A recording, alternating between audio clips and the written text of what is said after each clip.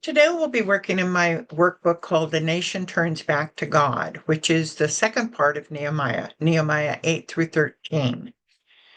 This is a very difficult book to put online because there are so many names, and research of these names gives us the impression that they may be name representations of people rather than people themselves.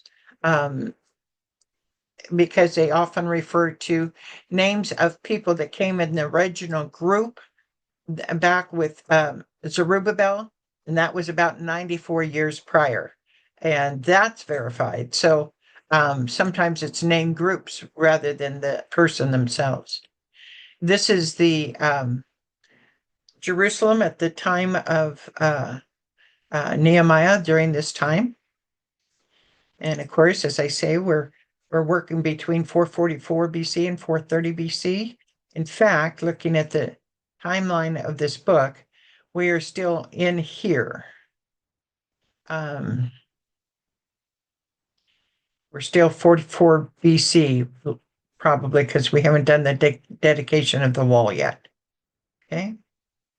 Looking at the table of contents, basically, when this book starts, they have finished the building of the wall, and Ezra and a group of Levites stand out in the square and read the Torah, the book of law, and it ends, and they take a long time and discuss everything about it. So it takes forever to do that, which is good because everybody wanted to understand the whole story about it. It is generally believed, based on the fact that they did the Day of Atonement after celebrating the Festival of Tabernacles, that they were reading the book of Deuteronomy. There's a lot of evidence to that. But anyway, once they read, they realize that they need to celebrate the Festival of Tabernacles. They're reading in the seventh month after all. So everybody decides to celebrate the Day of Tabernacles, and they get into that. But they continue reading and realize they've missed the Day of Atonement. So in chapter 3, they do the Day of Atonement. In chapter 3, we have the detailed prayer that they spoke about all the sins of themselves and their ancestors, and confessing all those to God. So we have the detailed prayer in chapter 9 of Nehemiah.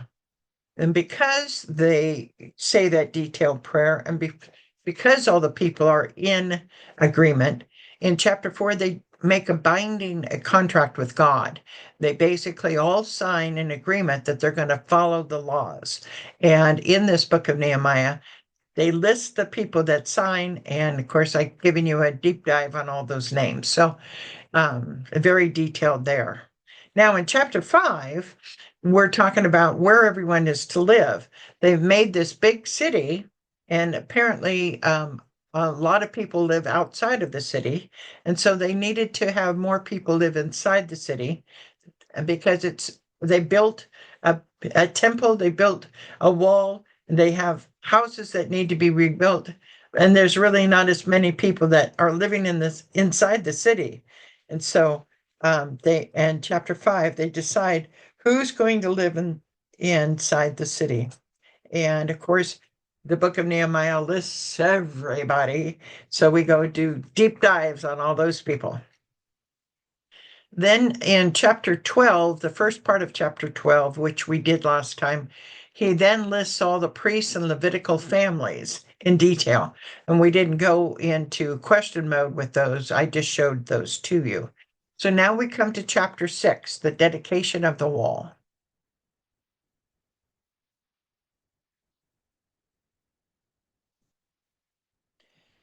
Nehemiah 12, 27 to 47. At the dedication of the wall of Jerusalem, the Levites were sought out from where they lived and were brought to Jerusalem to celebrate joyfully the dedication with songs of thanksgiving and with the music of cymbals, harps, and lyres.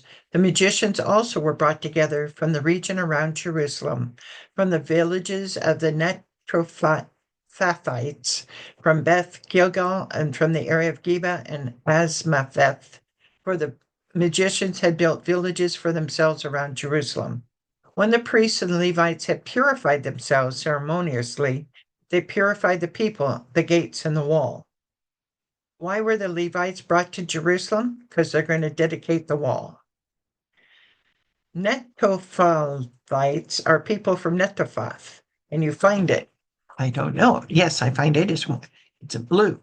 Circle it. Okay, we'll do that. Circle it.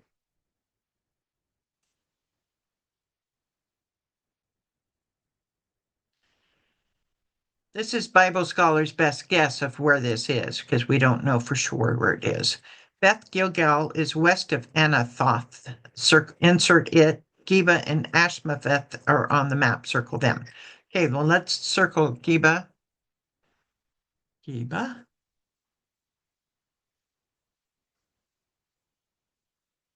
And Ashmapheth. Okay.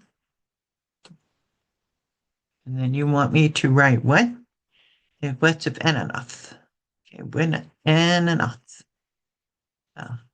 West. All right, so somewhere in here.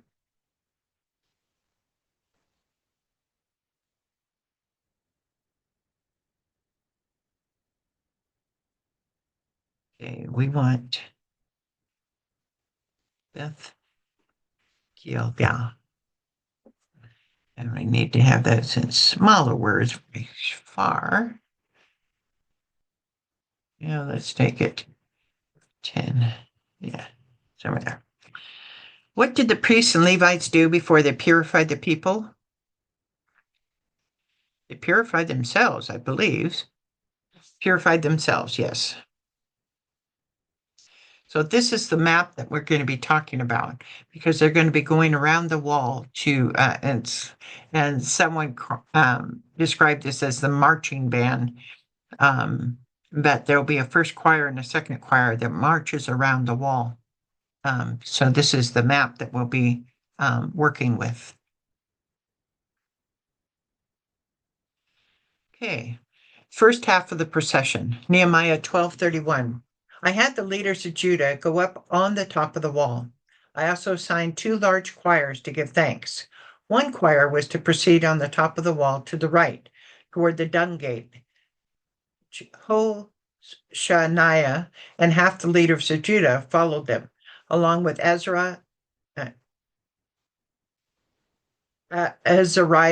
Ezra, Meshullam, Judah, Benjamin, Shemaiah, and Jeremoth, as well as some priests with trumpets, and also Zechariah, son of Jonathan, the son of Shemaiah, the son of Mattaniah, the son of Micaiah, the son of Zachor, the son of Asaph, and his associates, Shemaiah, Azrael, Milalai,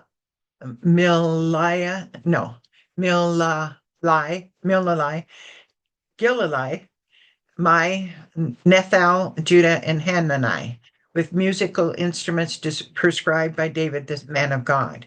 Ezra, the teacher of the law, led the procession. Okay. Questions about the prior page?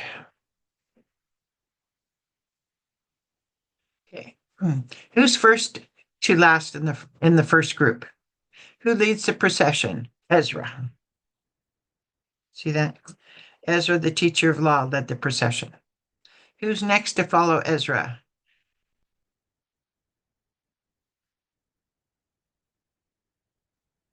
See.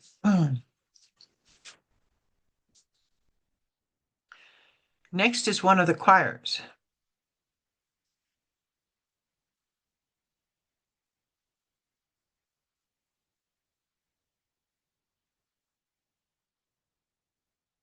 Who follows the second group?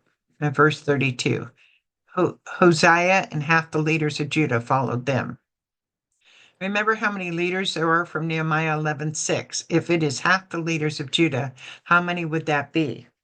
Well, you can look it up, but I'm going to give you the answer. 232 leaders. Then we have 7 men: Azariah, Ezra, Meshullam, Judah, Benjamin, Shemaiah, and Jeremiah. Who are these men? The best conclusion is that they represent 5 priestly families that were here since Zerubbabel. And then 2 representatives from the tribes of Benjamin and Judah, who were also present tribes here since Zerubbabel. Obviously, we don't have a person named Judah and person named Benjamin. They're like placeholders for the person representing them. Next, we have the priests and associates with trumpets and musical instruments. Yeah, with trumpets and musical instruments.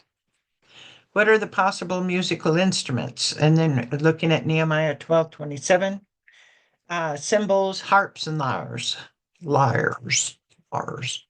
Where did they walk? It's not clear from the scripture, but based on the map, where does this group start walking down the wall? They start walking down the wall from the Valley Gate. They walk down the south wall to what gate? The Dung Gate, I believe. Toward the Dung Gate, right. So the Valley Gate down toward the Dung Gate. Yeah, very hard to understand this. You really have to have a lot of help to work with this out, but there you go on that. So next page. So of course, all those people's names, I did a deep dive on those. We've got about 2 pages on those deep dives. So I'm going to let you have a chance to take a look at those. And then the second page.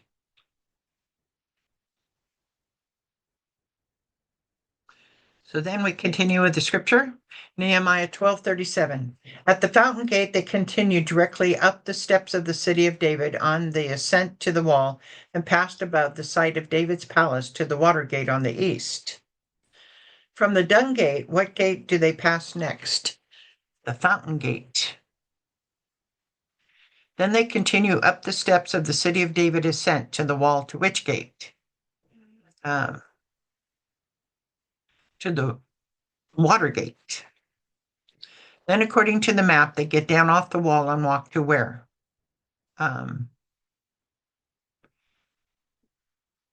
According to the map, they walk to the temple.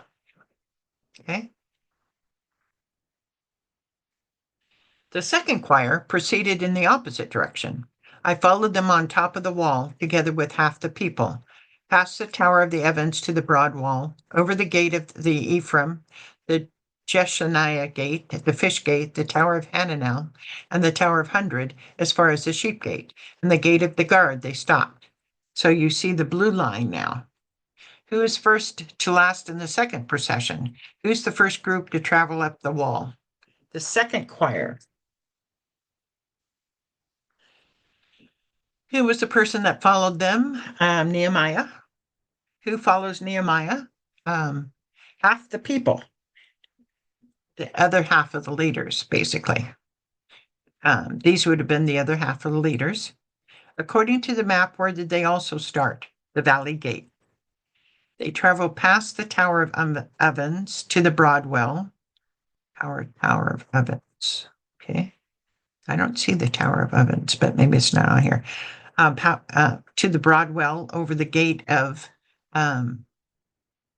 Ephraim, over the gate of Jeshaniah, over the gate of Ephraim, the Jeshaniah gate, the fish gate, the Tower of Hananel, the Tower of 100, as far as the sheep gate. Okay. The 2 choirs that gave thanks then took their places in the house of God. So did I, together with half of the officials, as well as the priests, Eliakim, Maaseiah, Minamin, Micaiah, Eloni, Zechariah, and Hananiah with their trumpets, and also Maaseiah, Shemaiah, Eleazar, Uzi, Jehohanan, Makajah, Elam, and Ezer. The choirs sang under the direction of Jezrahiah. According to the map, one group came down from the wall at what gate, and the other came down from the wall at what gate. So one group came down from the wall from the sheep gate, and the other one came down the wall from the water gate. The choirs did what as they came together? they gave thanks. Other than the choir, who else took their places in the house of God? Nehemiah, half the officials, and the priests and Levites. And of course, deep dive of the people. This goes on for 2 pages.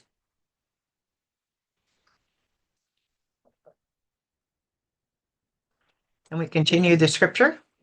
Nehemiah 12:43. And on that day they offered great sacrifices, rejoicing because God had given them great joy. The women and the children also rejoiced. The sound of rejoicing in Jerusalem could be heard far away. How did they show their happiness? They offered great sacrifices. Nehemiah 12:44. At that time, men were appointed to be in charge of the storerooms for the contributions, first fruits, and tithes. From the fields around the towns, they were to bring into the storerooms the portions required by the law for the priests and the Levites, for Judah was pleased with the ministering priests and Levites.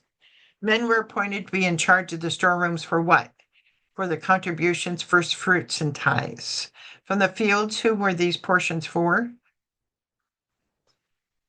The portions required by the law for the priests and Levites. Were the people of Judah happy to support their ministering priests and Levites? Absolutely. This was a rare time in Jewish history and in any civilization that everyone is following God and is happy with the laws. Have you ever been part of a society who was fully committed to God like this? I've seen little teeny bits and pieces, but not very much like this. Consider what the Jews went through to get to this point. Do you think some kind of severe hardship had to happen? For the Jews, it was being in exile for over 70 years. For your society to get to this point, we might have had it right after the Twin Towers fell. Do you think the Jews will stay true to God from this point on? Unfortunately, no, they're human. Nehemiah 12:45. They performed the service of their God and the service of purification, as did also the magicians and gatekeepers, according to the commands of David and his son Solomon. For long ago, in the days of David and Asaph, there had been directors for the magicians and for the songs of praise and thanksgiving to God. So in the days of Zerubbabel and of Nehemiah, all Israel contributed the daily portions for the magicians and the gatekeepers. They also set aside the portion for the other Levites, and the Levites set aside the portion for the descendants of Aaron. So we get to the end of this detailed chapter. And so let me go ahead and get to my answers, just in case I don't know them offhand. The first group went from the Valley Gate to the Dung Gate to the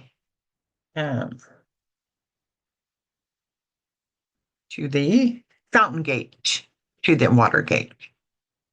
7, both groups that walked the wall started at the Valley Gate.